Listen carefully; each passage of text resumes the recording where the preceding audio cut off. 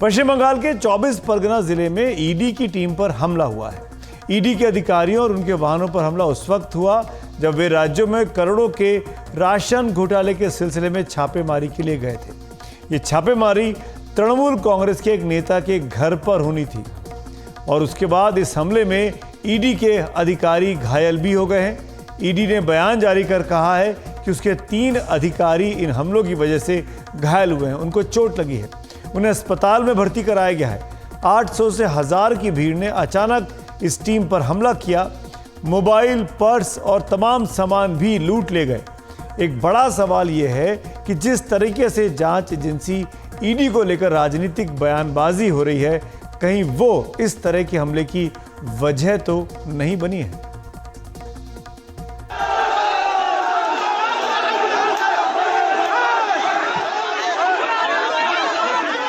पश्चिम बंगाल के 24 परगना जिले में संदेशखली में ईडी की टीम पर हमला। ये जगह राजधानी कोलकाता से सिर्फ 80 किलोमीटर दूर है। ईडी की टीम को हिंसक भीड़ ने घेर लिया और हमला कर दिया। ईडी की टीम तृणमूल नेता के घर पर तलाशी अभियान के लिए पहुंची थी। राशन घोटाले के मामले में जांच हो रही है। ईडी के मुताबिक इस हमले में अधिकारी घायल हुए हैं। वहीं केंद्रीय बल जिन गाड़ियों में गए थे उन्हें तोड़ा गया है। ईडी पर पश्चिम बंगाल में इस तरह का ये पहला हमला है। राज्यपाल ने घटना पर नाराजगी जताई है और तृणमूल सरकार को चेतावनी दी है। यह एक भयानक घटना है। ये चिंताजनक और निंदनीय है। लोकतंत्र में बर्बरता को रोकना सरकार का कर्तव्य है। यदि कोई सरकार अपने मूल कर्तव्य में विफल रहती है तो भारत का संविधान अपना काम करेगा। ईडी पश्चिम बंगाल में बहुत सारे केस की पड़ताल में जुटी हुई है। टीचर्स रिक्रूटमेंट स्कैम और पीडीएस स्कैम में तृणमूल कांग्रेस के बहुत सारे नेताओं को ईडी ने पूछताछ की है। इनमें अभिषेक बनर्जी भी शामिल है। राज्य के मंत्री ज्योतिप्रिय मल्लिक को ईडी ने पिछले साल गिरफ्तार किया था। मगर तृणमूल कांग्रेस ने हमेशा ये दावा किया है कि केंद्र सरकार केंद्रीय जांच एजेंसियों को विरोधी दलों के विरुद्ध इस्तेमाल कर रही है। और आज की जो घटना संदेशखाली में हुई है, ये एक नया राजनीतिक मोड़ लेता दिख रहा है। तृणमूल कांग्रेस और बीजेपी के बीच राजनीतिक बयानबाजी शुरू हो चुकी है। बीजेपी ने इस घटना पर सरकार को घेरा है, जबकि टीएमसी बचाव कर रही है।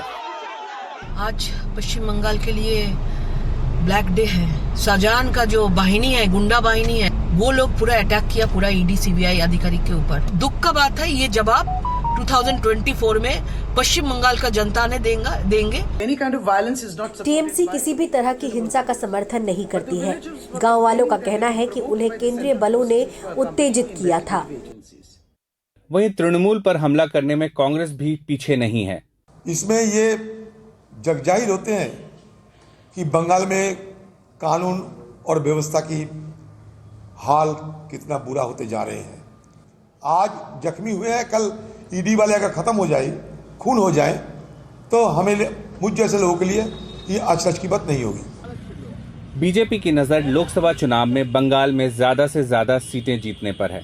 वहीं केंद्रीय एजेंसी पर इस तरह के हमले ने राज्य में पार्टियों को नया मुद्दा दे दिया है। रतनदीप चौधरी की रिपोर्ट, एनडीटीवी इंडिया। तो जो कुछ हुआ आज 24 परगना जिले में, उसको कतई भी मुनासिब नहीं कहा जा सकता। जांच करने अधिकारी गए थे, अधिकारियों के साथ किस तरह की हिंसा करना, राजनीतिक बयानबाजी, राजनीतिक लड़ाई अलग है, लेकिन इस तरीके से बात करना ये वाकई में बंगाल की सियासत को तो गरमाता ही है, लेकिन लोगों को भी उकसा देता है कि वो इस तरीके से अधिकारी जब आए तो उन पर हमला कर दे।